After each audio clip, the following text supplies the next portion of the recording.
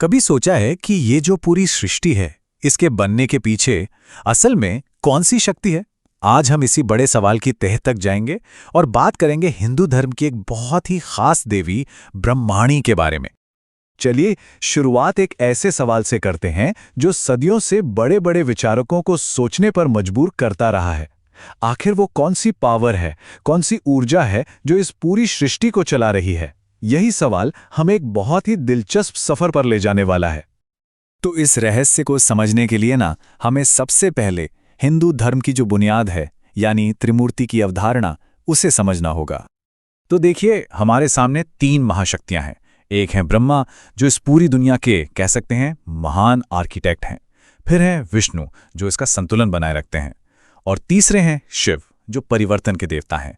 ये तीनों भूमिकाएं ब्रह्मांड के इस कभी न रुकने वाले चक्र के लिए बहुत जरूरी हैं और हाँ, एक दूसरे से बहुत गहराई से जुड़ी भी हैं। लेकिन कहानी यहीं खत्म नहीं होती। इन देवताओं के पीछे भी एक शक्ति है, एक ऐसी दिव्य स्त्री शक्ति जिसके बिना वो भी अधूरे हैं।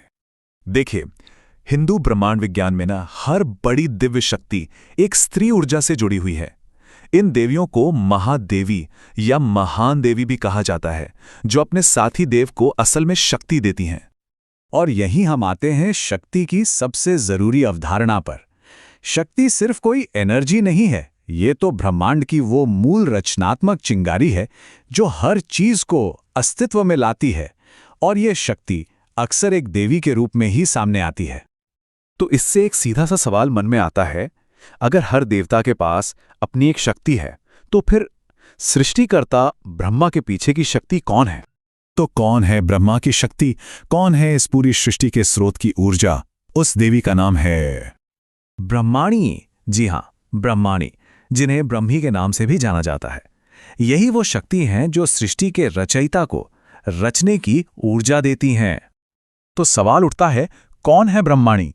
सीधी सी बात है, वो ब्रह्मा की शक्ति हैं, मतलब उनकी क्रिएटिव एनर्जी का सोर्स। और एक और बहुत दिलचस्प बात, उन्हें अक्सर ज्ञान और कला की महान देवी सरस्वती का ही एक रूप माना जाता है।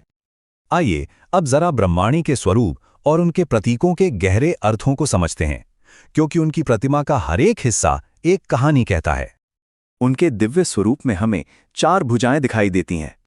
और ये 4 भुजाएं सिर्फ एक प्रतीक नहीं हैं, ये तो उनकी अपार शक्ति और दिव्य क्षमताओं का प्रतीक है। ये दिखाती हैं कि उनकी पहुंच ब्रह्मांड के हर कोने तक है। उनका वाहन है हंस, और हंस तो जैसा हम जानते हैं पवित्रता, ज्ञान और आध्यात्मिक सुंदरता का प्रतीक है। मतलब वो सारे गुण जो किसी भी नई रचना के लिए बेहद जरूरी हैं। ब्रह्मांडी में एक खास गुण है राजसी गुण। अब ये क्या है?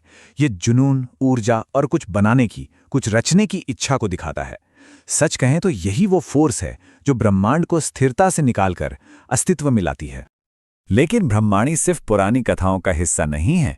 नहीं, उनकी पूजा की परंपरा आज भी बिल्कुल जीवित है और कई समुदायों के लिए तो वो एक बहुत ही महत्वपूर्ण देवी हैं।